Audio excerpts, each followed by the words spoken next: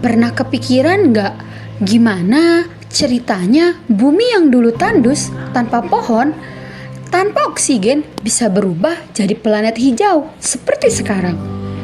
Well, hari ini kita bakal bongkar perjalanan epik evolusi tumbuhan dari alga mungil sampai hutan raksasa.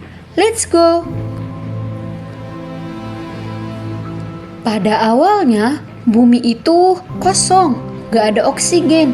Makhluk hidup ada, tapi cuma mikroba anaerob yang hidupnya seadanya.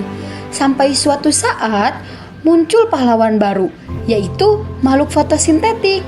Mereka mulai melepas oksigen, perlahan-lahan mereka mengubah atmosfer. Dan dari sinilah perjalanan panjang tumbuhan dimulai. Jadi, semua tumbuhan yang kalian lihat sekarang, kayak pohon, rumput, lumut, ternyata berasal dari satu kelompok alga hijau yang namanya Charophyta. Kenapa sih mereka jadi kandidat utama? Karena mereka punya ciri-ciri yang mirip banget sama tumbuhan darat. Seperti mereka punya sel eukariotik yang sangat kompleks. Lalu mereka punya dinding sel dari selulosa, punya klorofil A dan B untuk fotosintesis, yang bisa dibilang Charophyta itu nenek moyang besar dunia tumbuhan loh. Saat tumbuhan mencoba hidup di darat, gimana ya awal mulanya? Nah, pindah dari air ke darat itu bukan hal gampang. Bayangin, kamu tinggal di air seumur hidup, lalu harus adaptasi ke darat. Berat kan? Tumbuhan pun harus memutar otak. Nah, caranya yaitu salah satunya ada adaptasi struktural. Mereka bikin akar biar bisa nyari air. Selanjutnya, mereka membuat batang dan daun dibentuk untuk mengambil cahaya. Setelah itu, pada daun terdapat kutikula, di mana lapisan itu termasuk lapisan lilin, yaitu anti kering, sebagai pelindung bagi tumbuhan tersebut. Selanjutnya, ada adaptasi kimiawi. Nah, pada adaptasi kimiawi, lignin hadir supaya tubuh tumbuhan kuat berdiri tegak. Selanjutnya, ada adaptasi reproduksi, di mana gamet harus dilindungi supaya nggak kering. Makanya, lumut punya gametangia lembab, paku punya antheridium dan archegonium, dan tumbuhan darat mengembangkan embrio yang dilindungi induknya. Lahirlah Embryophyta.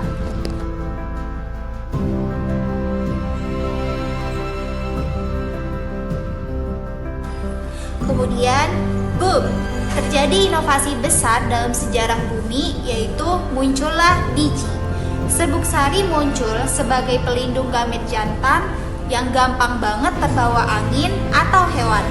Ovula melindungi gamet betina, dan embrio dikemas dalam biji supaya tahan kering dan bisa menjelajah jauh. Ini kayak upgrade dari HP jadul ke smartphone. Pada era reevolusi tumbuhan, siapa sih tumbuhan darat pertama yang muncul di bumi? Yaitu Bryophyta.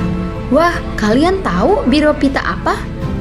Bryophyta adalah lumut, di mana nama lain dari Bryophyta yaitu lumut.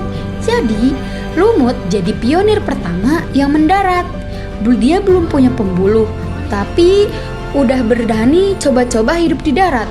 Respect. Selanjutnya ada pada era kedua, yaitu tumbuhan vaskular muncul, di mana pada zaman Devon sekitar 400 juta tahun lalu mulailah muncul tumbuhan berpembuluh.